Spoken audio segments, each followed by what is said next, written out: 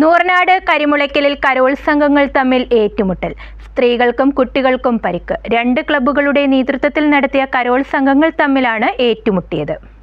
Alappuzha Nooranad കരിമുളയ്ക്കലിൽ Christmas തലേന്നാണ് കരോത്സംഘങ്ങൾ തമ്മിലുണ്ടായ സംഘർഷത്തിൽ 10ഓളം പേർക്ക് പരിക്കേറ്റത്.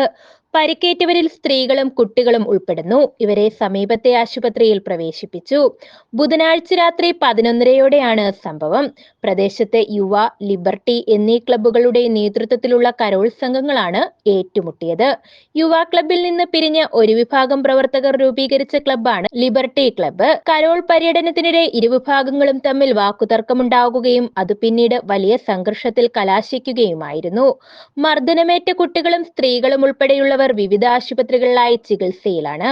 പ്രദേശത്ത് നിലവിൽ ശാന്തത നിലനിൽക്കുന്നുണ്ടെങ്കിലും കൂടുതൽ അനിഷ്ട സംഭവങ്ങൾ ഒഴിവാക്കാൻ പോലീസ് ജാഗ്രത പാലിക്കുന്നുണ്ട്.